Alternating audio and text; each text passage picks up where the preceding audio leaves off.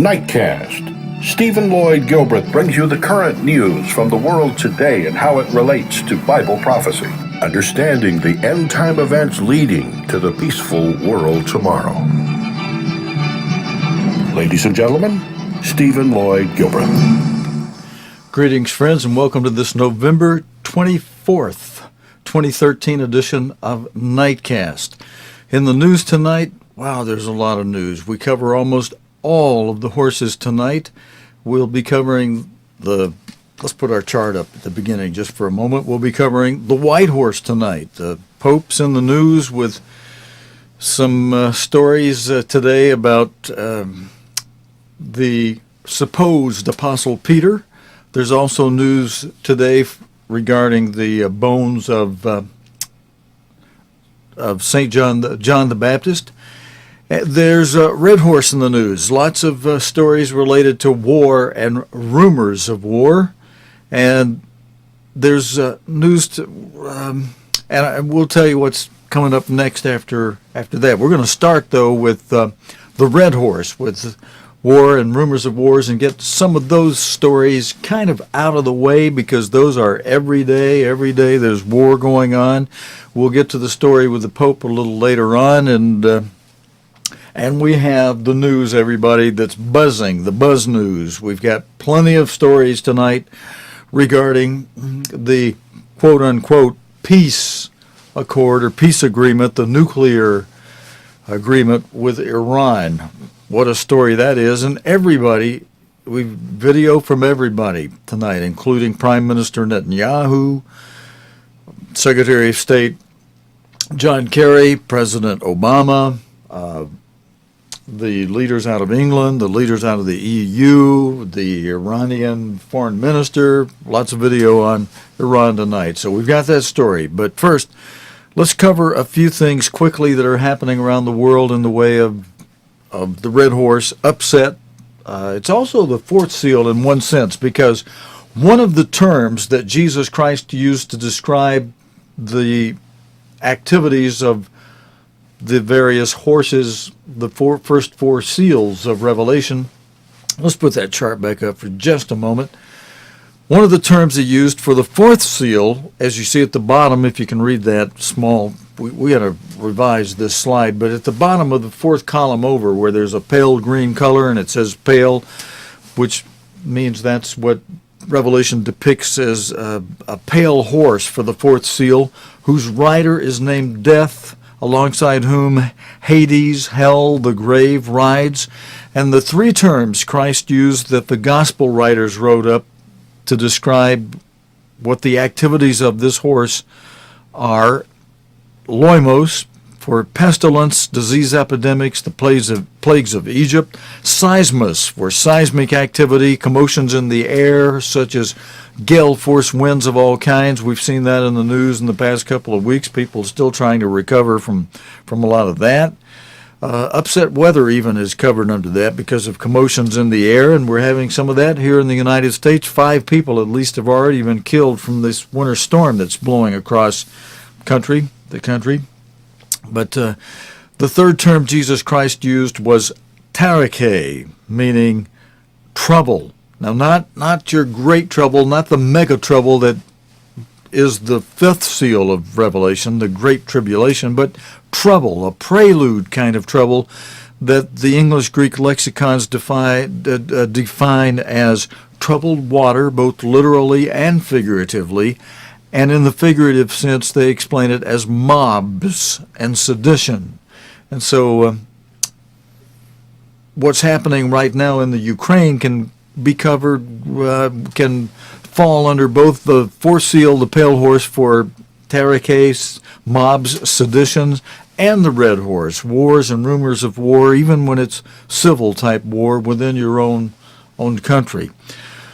More than 100,000 people in the Ukrainian capital Kiev, Kiev, are protesting against the government's move to delay an association deal with the EU under pressure from Russia.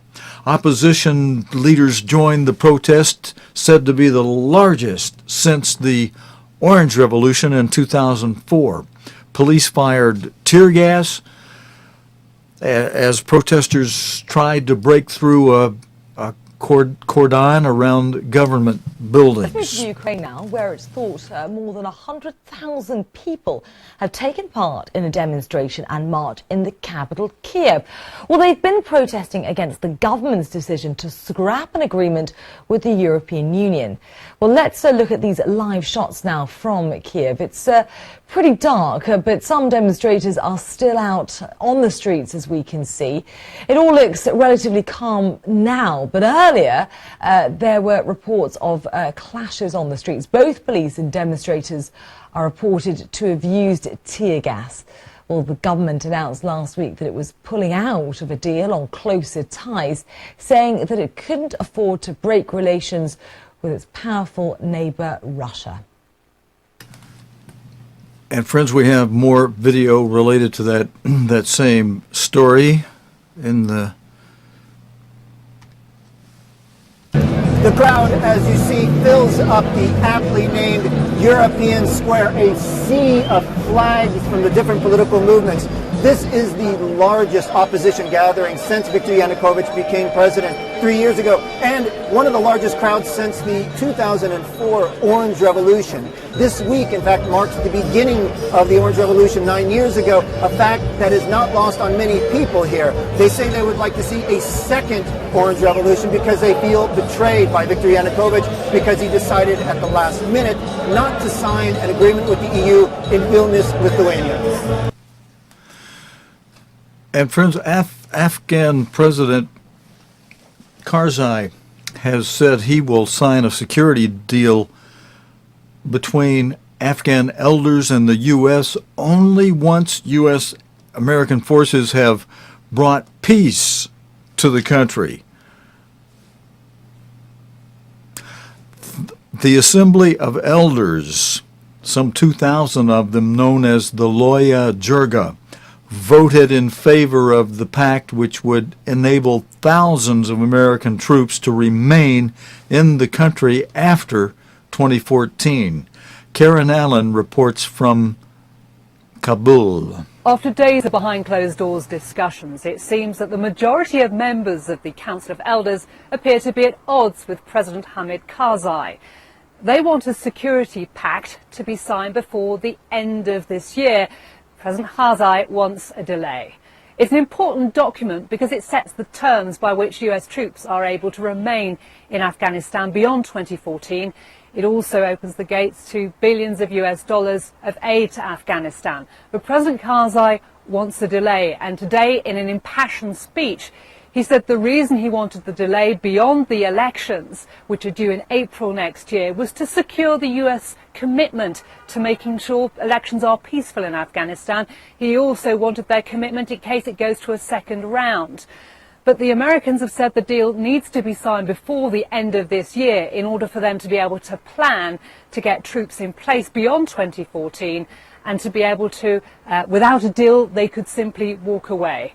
We've had a dramatic end to the Loya Jirga, this meeting with the chair threatening to resign his position if President Hamid Karzai doesn't sign the deal. President Karzai, in response, reminded the gathering that he'd secured a number of conditions, particularly on the issue of US access to Afghan homes. He said US troops would not be allowed to enter Afghan homes. That's always been a sore point. And he said if they did, the bilateral security agreement would be annulled. What happens now is that Parliament will be asked to approve the security agreement. And as for President Hamid Karzai himself, he's likely to be under continued pressure from Washington to get the deal signed off before the end of the year.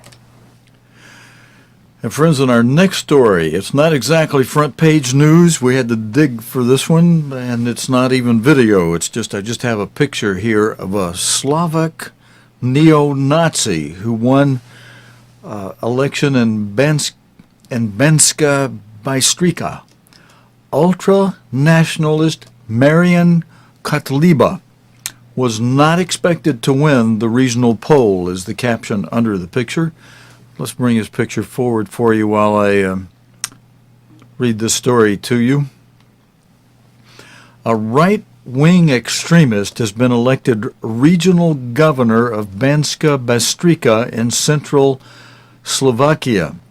Marion Kotleba won 55.5% of the vote in the runoff against Vladimir Manka from the Smear Social Democratic Party, or the Smear Social Democrat Party. Mr. Kotleba is a former leader of a banned far-right organization who now leads the ultra-nationalist Our Slovakia Party.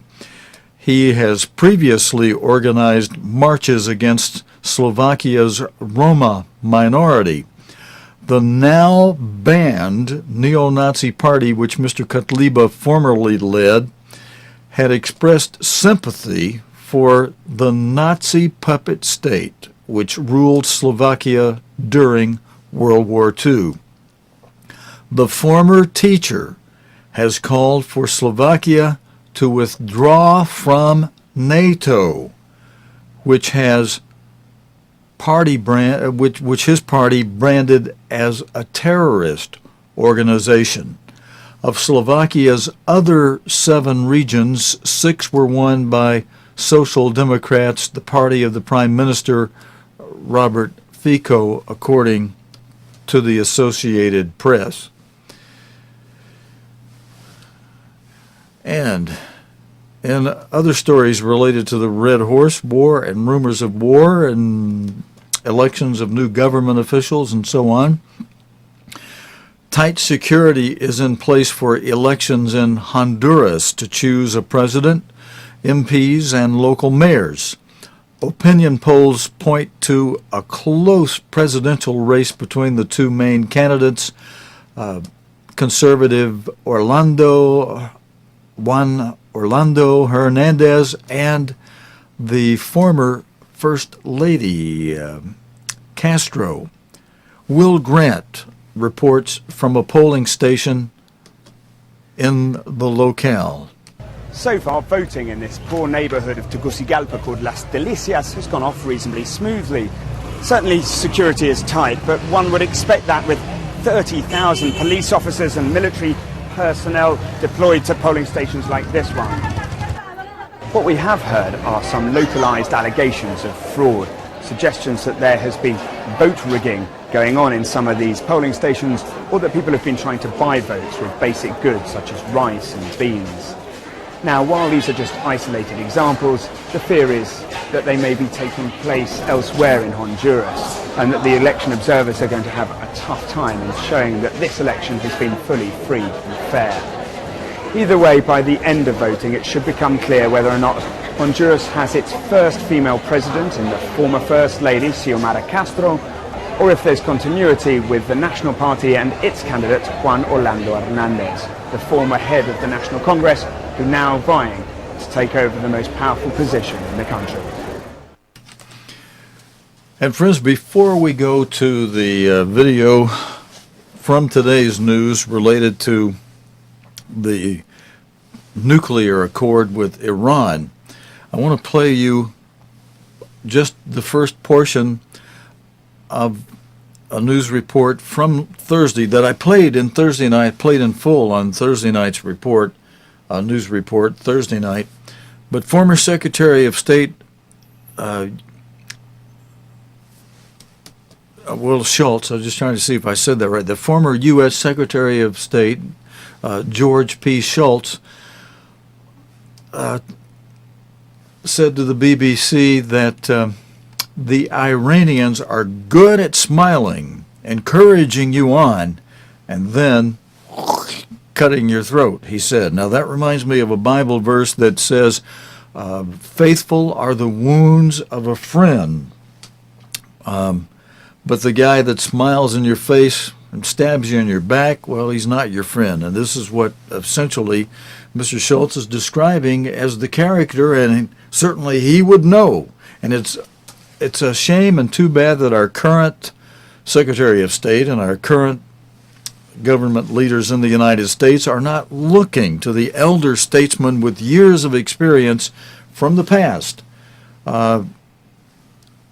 about Iran, to know that this is the kind of person or people that they're presently naively dealing with. Let's hear Mr. Schultz's comment, and I'm just going to play just a little bit of it. The Iranians are known as great drug merchants, not for nothing. They're good at this business of smiling and encouraging on and then cutting your throat. Okay, now if you were here, if you watched Thursday, and it's in our archive, you could go back and watch the Thursday night report if you want to hear Mr. Schultz's entire comments that he gave in the news on Thursday. But I want to go on and let you hear, first of all, United States Secretary of State John Kerry regarding this Iranian nuclear peace accord. This negotiation is not the art of fantasy or the art of the ideal. It's the art of the possible, which is verifiable and clear in its capacity to be able to make Israel and the region safer. The fact is that Iran's ability to break out, George, will expand under this program. Therefore, Israel will be safer, the region will be safer. Now, friends, let me explain that this is not, even though I put the BBC strip at the top, excuse me, this actually, it comes through the BBC, but this video that you're hearing actually comes when U.S. Secretary of State John Kerry was speaking to George Stephanopoulos on ABC's This Week's program. Mr. Kerry said that the next step would be negotiating the dismantling of Iran's nuclear program. But you just heard him say that this was going to create more safety for the Middle East. You know, it reminds me of a lesson from history we should be taking. We should remember Mr. Schultz's words of who we're dealing with, of people that'll smile at you, encourage you on, and then cut your throat. Arthur Neville Chamberlain, the former Prime Minister of England. If you look at history, you see when he went to Germany and spoke with Hitler and then came back with a glowing report of, hey, we've made peace with Hitler, peace, and, you know, nothing to worry about. And then wham, World War II ensues following that. So, more safety for the Middle East, Mr. Secretary of State. Let's move to the next report. Let's see what the Prime Minister of Israel, Mr. Netanyahu, has to say. Last night is not a historic agreement. It's a historic mistake. It's not made the world a safer place. Like the agreement with North Korea in 2005, this agreement has made the world a much more dangerous place. I know that many share the concern of Israel, especially in the region, and there's a reason for this. For years, the international community has demanded that Iran cease all uranium enrichment. Now, for the first time, the international community has formally consented that Iran continue its enrichment of uranium. And this is in direct contravention of UN Security Council resolutions. Iran is taking only cosmetic steps, which it could reverse easily within a few weeks. And in return, sanctions that took years to put in place are going to be eased. Iran is going to receive billions of dollars worth in sanctions relief. So the pressures on Iran are being lifted, they're being eased. And with the lifting of this pressure, this first step could very well be the last step. Without continued pressure, what incentive does the Iranian regime have to take serious steps that actually dismantle its nuclear weapons capability? Why would it dismantle the centrifuges and the plutonium reactor? None of this is covered in the agreement. They're left intact. So Israel is not bound by this agreement. We cannot and will not allow a regime that calls for the destruction of Israel to obtain the means to achieve this goal. We will not allow Iran to have a nuclear weapons capability. Israel has many friends and allies, but when they're mistaken, it's my obligation to speak out clearly and openly and say so. It's my solemn responsibility to protect and defend the one and only Jewish state. And friends, the agreement that Iran reached with world powers over its nuclear activities after more than 4 days of negotiations in Geneva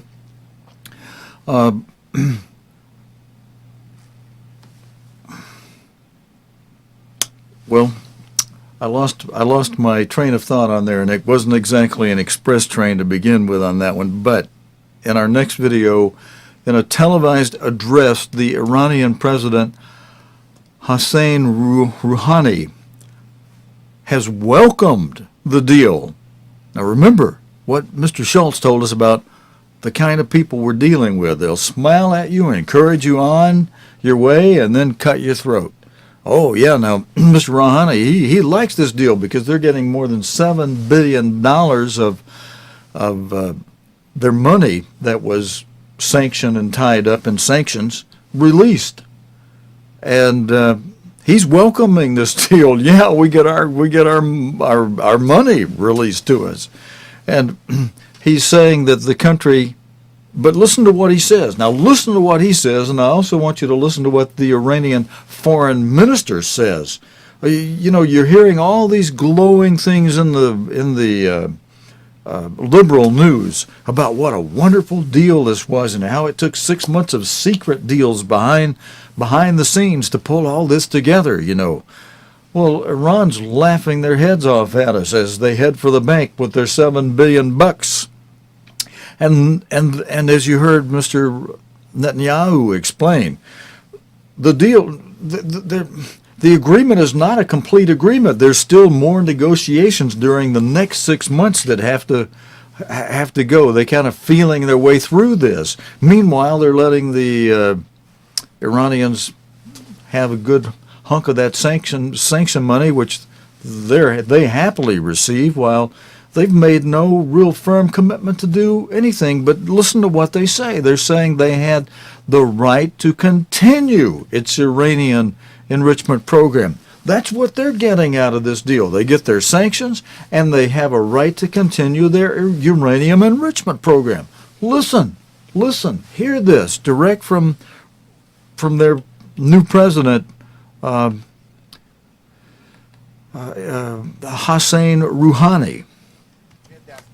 Since the very first days of its operation, the government, in addition to economic, social, and political activities, it has also started its activities in the field of foreign policy, and particularly since the start of autumn, the trips by political officials to Bishkek in August, and also the trip to New York in September, and the commencement of 5+1 negotiations with Iran at the ministerial level in the first as the first step in New York and later in Geneva.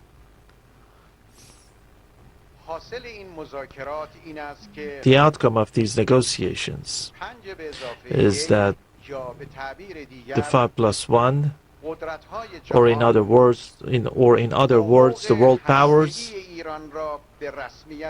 have recognized Iran's nuclear rights.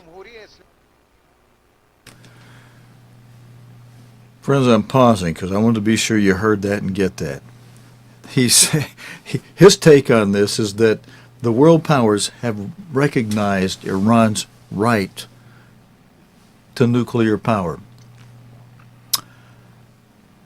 Well, all right, let's go to another leader. The EU Foreign Policy Chief, 'Ashton, said they had agreed a first step towards a comprehensive solution, including reciprocal measures by both sides. After intensive negotiations, we reached agreement today on a joint plan of action which sets out an approach towards reaching a long-term comprehensive solution. We agreed that the process leading to this comprehensive solution will include a first step on initial reciprocal measures to be taken by both sides for a duration of 6 months.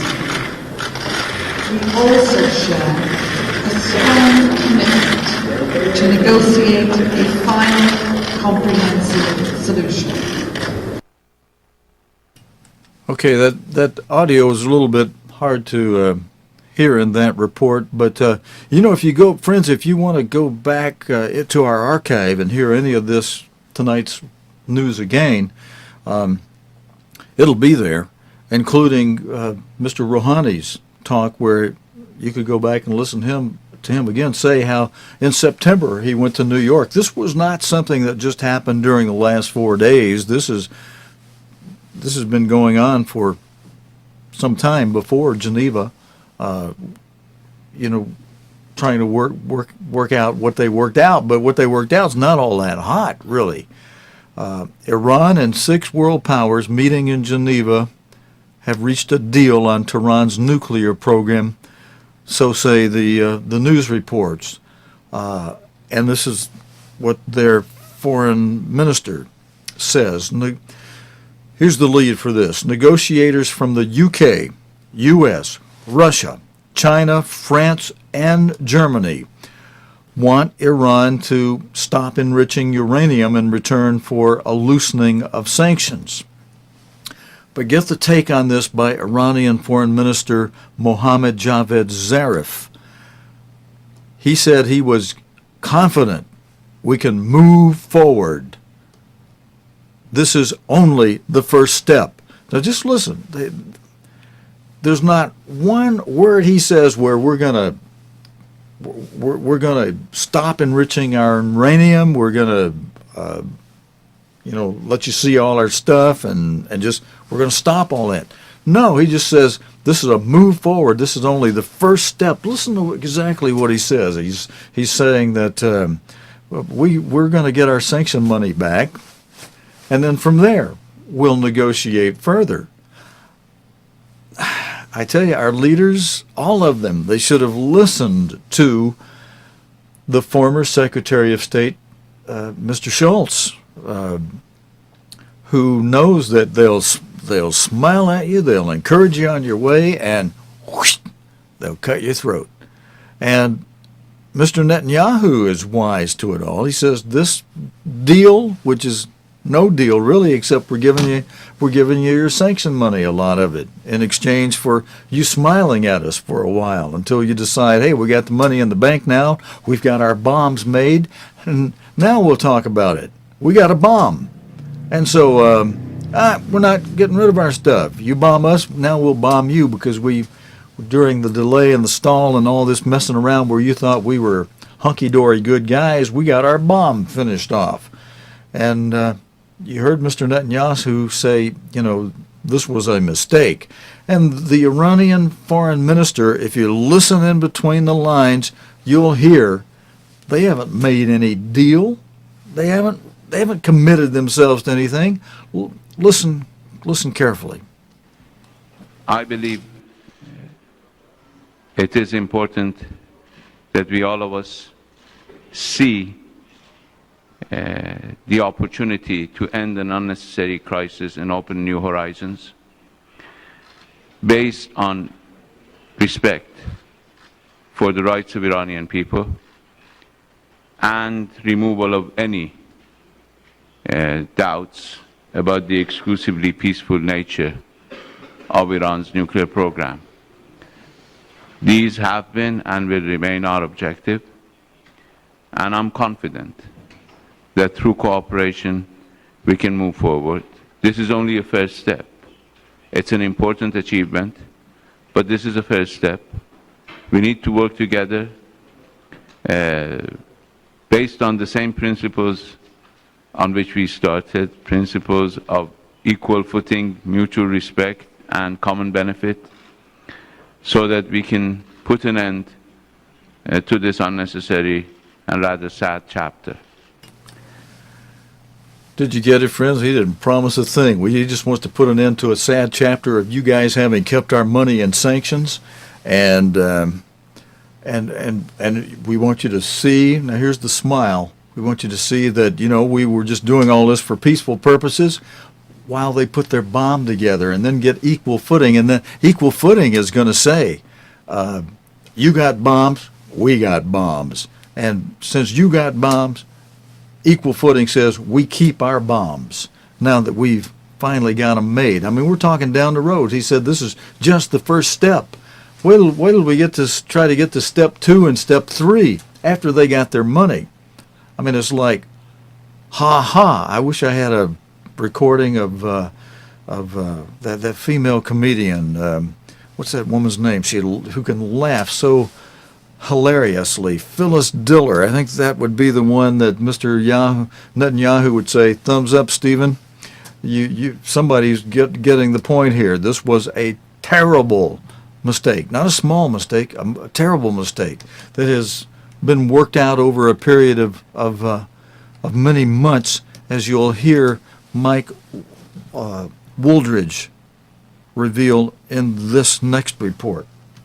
In public, this 15-minute phone conversation in September between President Obama and Iran's newly elected President Hassan Rouhani raised the hope that progress might be possible towards ending the seemingly intractable nuclear dispute between Iran and the West. But it now emerges that, behind the scenes, the US and Iran have been engaged for months in secret, face-to-face talks about the controversial nuclear facilities and sanctions. A key channel has been the Gulf state of Oman, which had earlier helped in bringing about the release of these 3 American hikers who were detained in Iran. But it's all been a high-stakes diplomatic gamble. I think we should be over here. And this afternoon in London now, the emphasis was on the challenges ahead. Now the really hard part begins, and that is the effort to get the comprehensive agreement, which will require enormous steps in terms of verification, transparency, and accountability. Is a good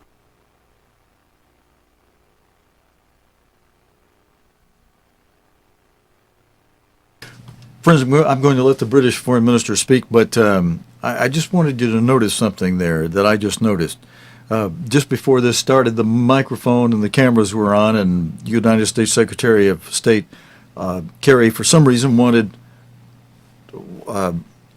the British Foreign Minister on his right-handed side. Now, if you notice the flags behind them, that puts Mr. Kerry in front of the British flag and the British Foreign Minister in front of the American flag. Just a small detail, but I don't know why I noticed that. But anyway, you're going to hear a man that I have often respected, his opines, and yet he's joined the league of those who are taken in, and just like the British the previous Prime Minister of Britain, Arthur Neville Chamberlain, back before World War II, back in 1939, I think it was, when he took a trip to Germany, visited with Hitler, came back and told all of England, hey, we've got peace worked out with Hitler. We don't have to worry about this guy. I've seen him. It's going to be peace. Well, the modern-day British, not counterpart, because this is the foreign minister, not the prime minister, but still a high government official from the UK, who thinks this deal, along with those of the United States, are 2 brothers of Joseph, are 2 sons of Joseph. Naive. Let's hear the British Foreign Minister's words as he's in league and in pact with the rest of them, thinking this is a good deal that's been made with Iran. Good deal. It is a good deal for the Middle East and for the world. It's a very important opportunity for the future, and I think it vindicates the policy of pressure through sanctions.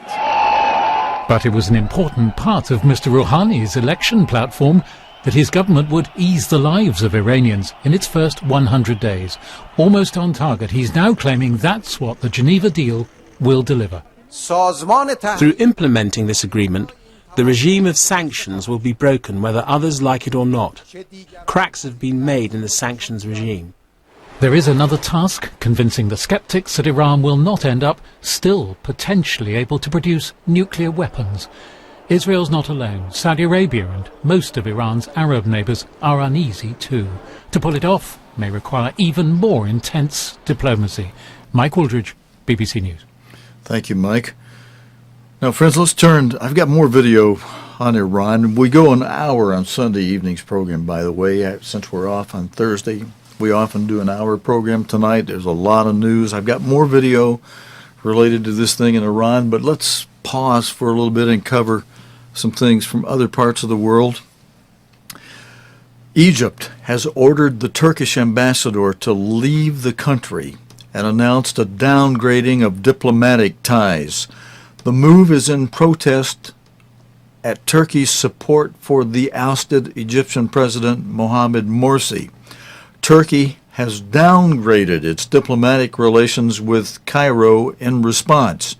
Tim Nielsen has this report from Egypt. The following report contains flash photography. As Prime Minister Erdogan was sweetening relations with Russia on a trip to St. Petersburg last week, diplomatic ties elsewhere were souring over a string of comments he made before he left. The Prime Minister renewed his criticism of Egypt's new leaders and their ongoing crackdown on supporters of the deposed President Mohamed Morsi. His comments provoked this reaction.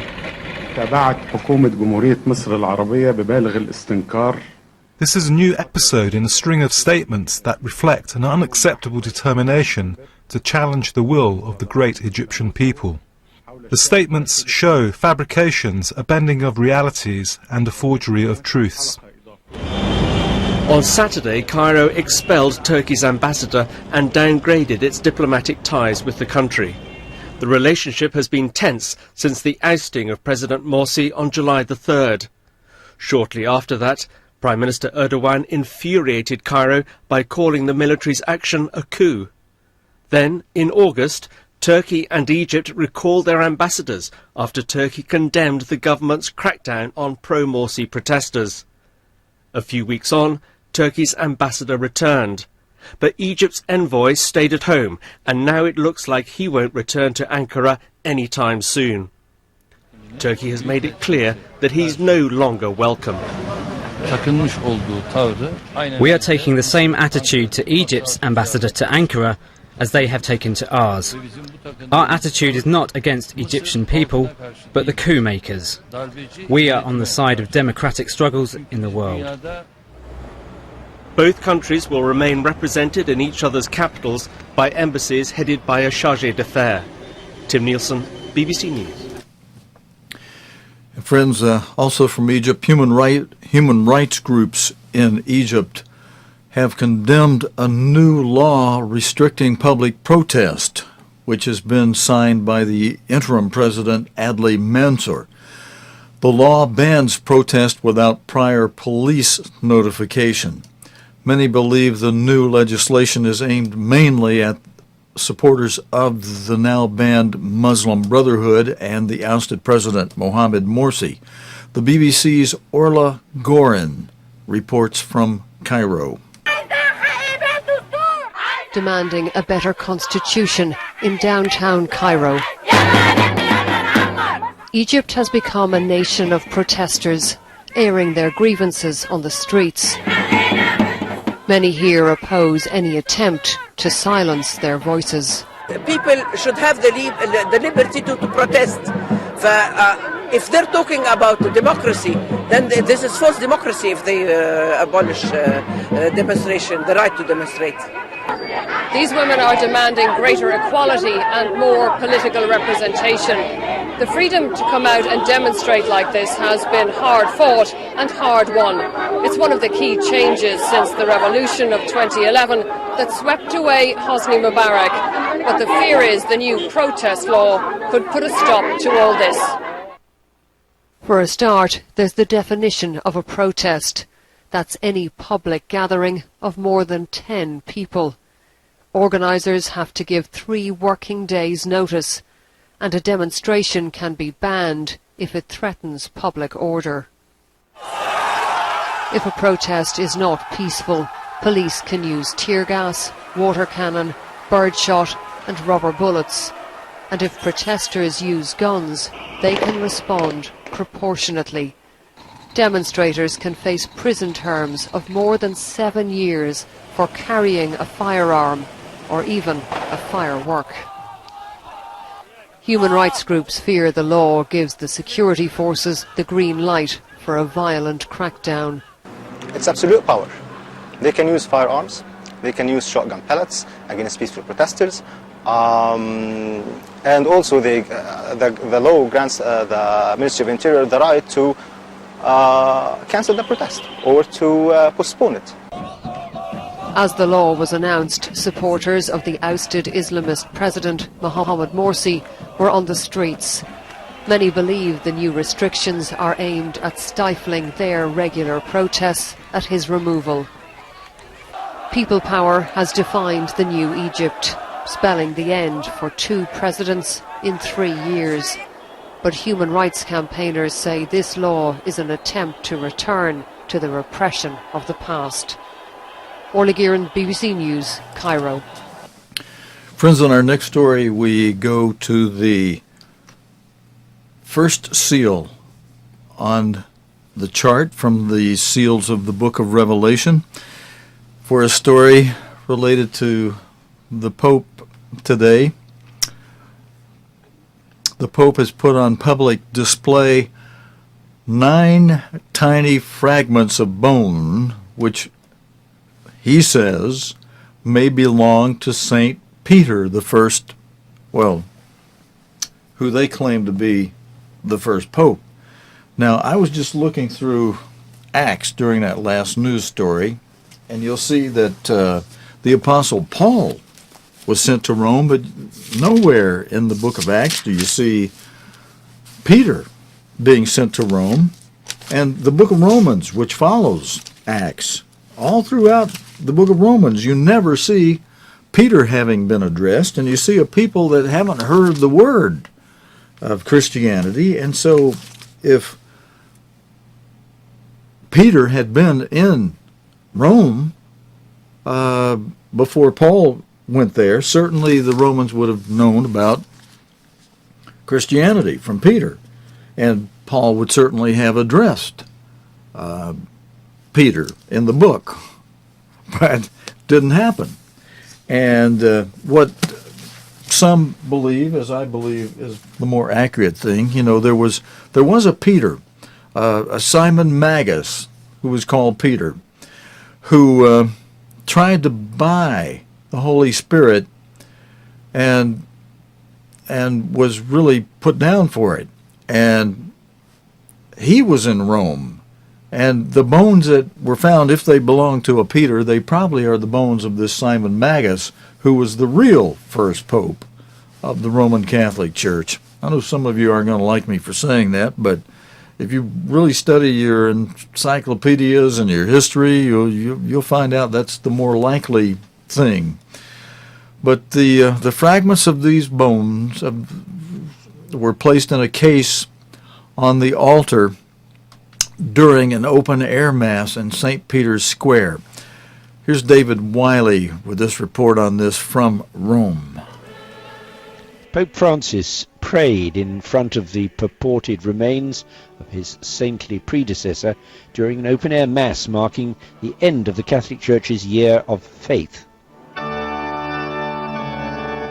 The Catholic Church has never verified the authenticity of these relics, which were dug up during excavations carried out at an ancient Roman cemetery under St. Peter's Basilica during World War II. An Italian archaeologist, now dead, wrote that she found an ancient Greek inscription nearby saying, "Peter is here." The bones were said to have been found wrapped in a piece of purple cloth decorated with gold thread. For years they were hidden away in a shoebox in a Vatican storeroom. The bronze container holding the relics of the apostle has been kept in the Pope's private chapel since 1978. The Vatican's been at pains to stress that it doesn't want to start any controversy over the relics. For centuries, Catholics have worshipped at the traditional site of St. Peter's tomb. So far, Vatican authorities have resisted the idea of carrying out any carbon dating or detailed scientific analysis of the bones. David Willey, BBC News, Rome. Friends, I dug out of our archive because of this story. I went back to August 3rd, and I found a video that claims bone fragments of St. John the Baptist appear to have been found on Sveti Ivan Island near Bulgaria's southern Black Sea. Now, people there believe that this is one of the most important figures in Christianity. And in this report you'll hear, as contrasted to the last report where they say, you know, there's controversy on this thing about Peter's bones, and we're not going to have any testing of the bones done. But in this case with John the Baptist, they do plan on having further tests to still be carried out on the fragments, which were discovered late in July. The BBC's Malcolm Brabant has this report on St. John's bones. The sarcophagus was found embedded in an altar in the ruins of an ancient monastery on the island of St. John in the Black Sea. It was opened with great ceremony by the chief archaeologist and blessed by the local bishop. St. John the Baptist is especially venerated by members of the Eastern Orthodox faith. He foretold the coming of the Messiah and baptized Jesus before being beheaded by King Herod. We found a tooth, a part of the jaw and a part of the arm. This is an incredible fortune for the whole of Bulgaria and the Christian world. These are imperishable, miraculous relics which have been left on earth for our own spiritual benefit. There were claims 5 years ago that the body of St. John the Baptist had been discovered in Iran. The Bulgarian archaeologists appear convinced that these small bone fragments do belong to one of the most important figures in Christianity. But more tests will be carried out as part of the verification process. Malcolm Brabant, BBC News. And friends, in the minutes that remain in our 1 hour report for tonight, let's go back to the story on Iran and President Obama, who has said that any interim agreement would see the bulk of international and U.S. sanctions remain, but, this is what he's saying, but that Iran would get sanctions relief worth between $6 billion, or for those of you in Europe and the UK, that'd be the equivalent of about 3.6 billion British pounds, and $7 billion, somewhere between $6 billion and $7 billion, between 3.6 billion and 4.3 billion pounds. And here is United States President Barack Obama himself speaking on this.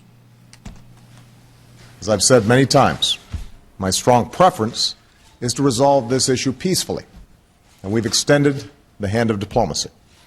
Yet, for many years, Iran's been unwilling to meet its obligations to the international community. So my administration worked with Congress, the United Nations Security Council, and countries around the world to impose unprecedented sanctions on the Iranian government. These sanctions have had a substantial impact on the Iranian economy, and with the election of a new Iranian president earlier this year, an opening for diplomacy emerged. I spoke personally with President Rouhani of Iran earlier this fall. Secretary Kerry has met multiple times with Iran's foreign minister, and we have pursued intensive diplomacy, bilaterally with the Iranians and together with our P5+1 partners, the United Kingdom, France, Germany, Russia, and China, as well as the European Union. Today, that diplomacy opened up a new path toward a world that is more secure. a future in which we can verify that Iran's nuclear program is peaceful and that it cannot build a nuclear weapon. While today's announcement is just a first step, it achieves a great deal. For the first time in nearly a decade, we have halted the progress of the Iranian nuclear program, and key parts of the program will be rolled back. Iran has committed to halting certain levels of enrichment and neutralizing part of its stockpiles. Iran cannot use its next-generation centrifuges, which are used for enriching uranium. Iran cannot install or start up new centrifuges, and its production of centrifuges will be limited. Iran will halt work at its plutonium reactor, and new inspections will provide extensive access to Iran's nuclear facilities and allow the international community to verify whether Iran is keeping its commitments. These are substantial limitations which will help prevent Iran from building a nuclear weapon. Simply put, they cut off Iran's most likely paths to a bomb. Meanwhile, this first step will create time and space over the next 6 months for more negotiations to fully address our comprehensive concerns about the Iranian program. And because of this agreement, Iran cannot use negotiations as cover to advance its program. On our side, the United States and our friends and allies have agreed to provide Iran with modest relief while continuing to apply our toughest sanctions.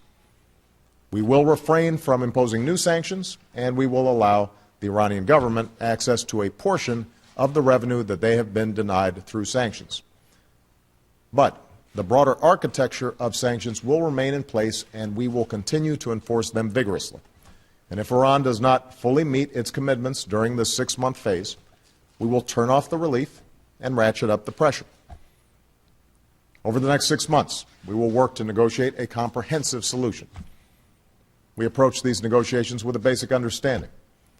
Iran, like any nation, should be able to access peaceful nuclear energy. But because of its record of violating its obligations, Iran must accept strict limitations on its nuclear program that make it impossible to develop a nuclear weapon. Well, friends, you heard the president himself speaking, and toward the end of it there you heard him saying because of Iran's record of having failed to do what they said they would do, there's certainly a lot of reason to believe that the Prime Minister of Israel, Netanyahu, has got the right take on this, that this deal is a mistake, to think that you can deal with these people and that they're going to be open and honest, and not have something going off somewhere else where they're developing this nuclear power that they don't let you inspect. They don't even tell you about it, But like former United States Secretary of State Schultz, John P. Schultz said, the Iranians are infamous for smiling at you, encouraging you on your way, and then cutting your throat.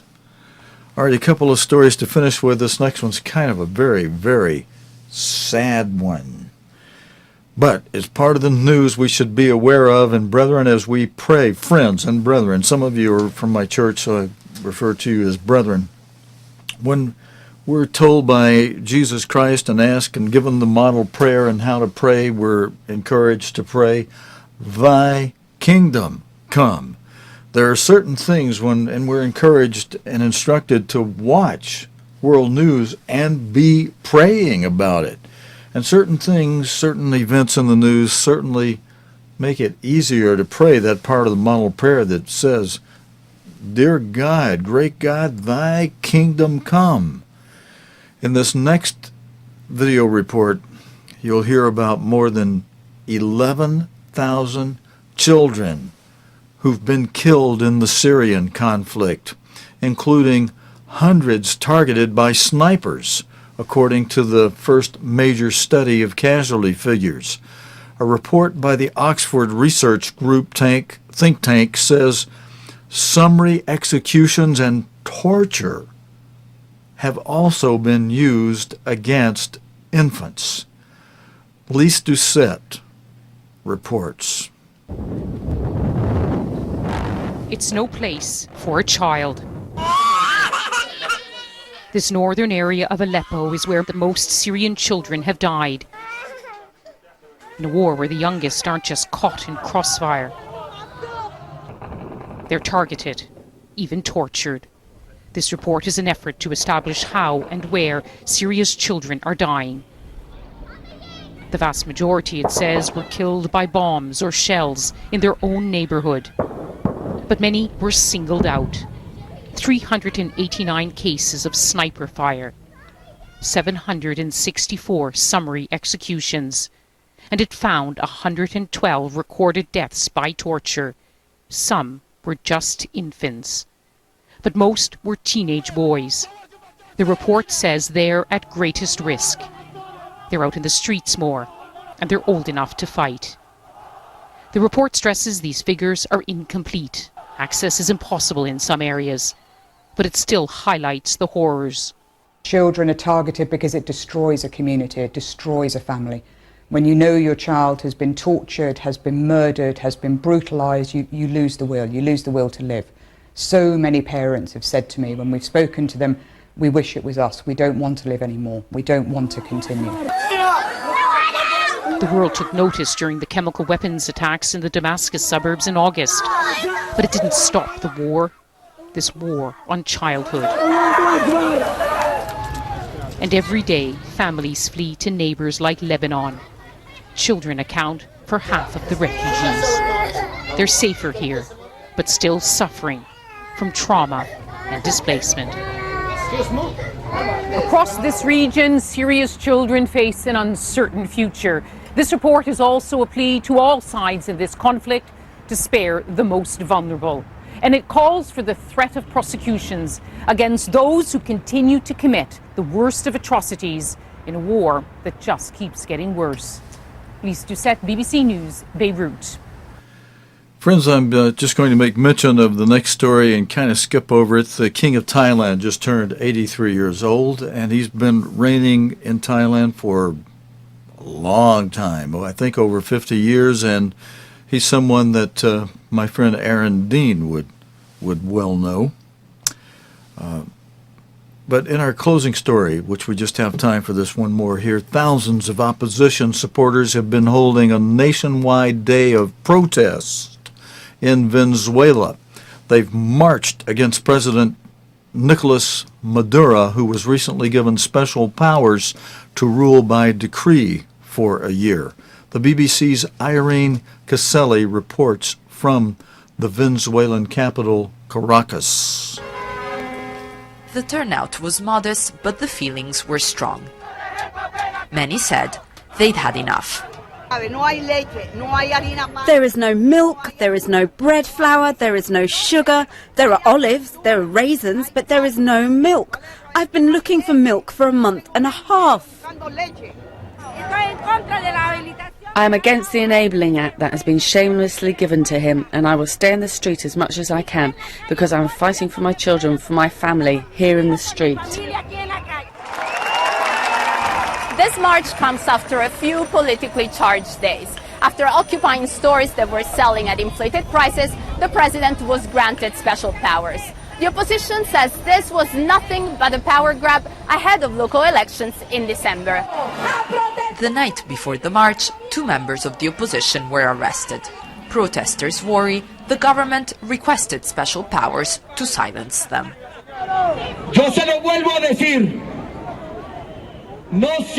I will tell you again, if I am the problem, come for me. I am here. I am not scared of you. There was no official reaction to the marches.